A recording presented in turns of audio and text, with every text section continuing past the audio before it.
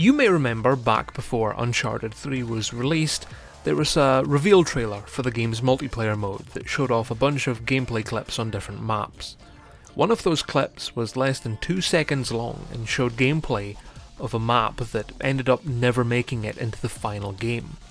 That map was called Dry Docks, and after much fan request was eventually reworked and added to the multiplayer via an update in 2013.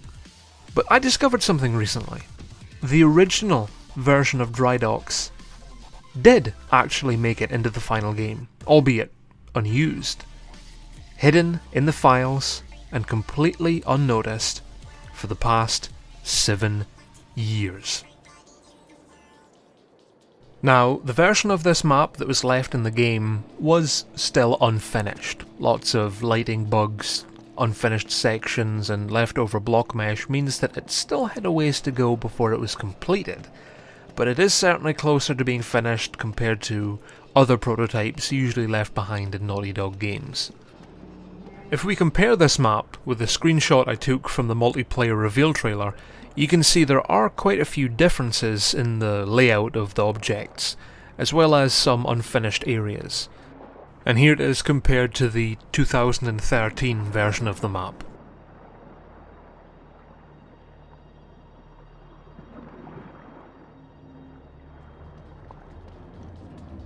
So it looks like the version shown in the trailer was either further along in development, or that they were still trying out new and different variations of the map. Either way, it's different.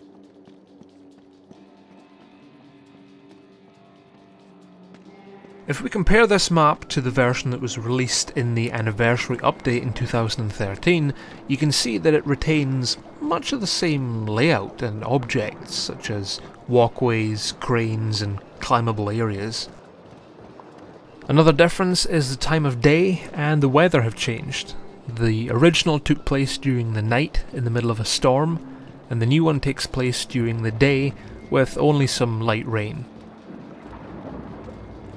The biggest differences are the addition of stairs for easier access to the walkways, guardrails and fences that stop you from jumping off of certain areas, as well as the segments of the central ship being cut off from each other, meaning you can't just run straight from one end to the other like you could in the old version.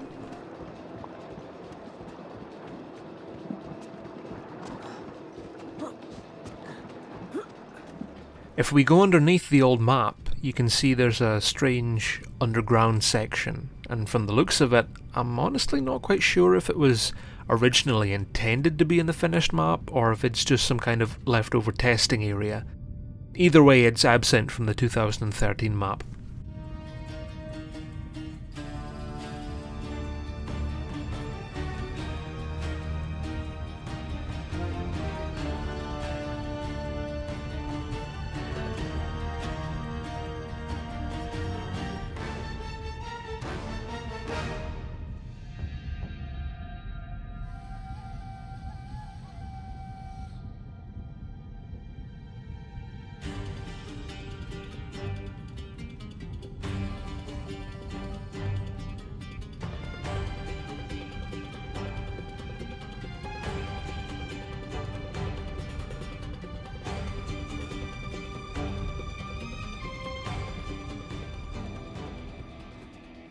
And that's pretty much it. There's not many other differences. There's a few things like on the original map it had a green light and a red light to represent, I suppose, the two different team starting locations. That's not on the new one.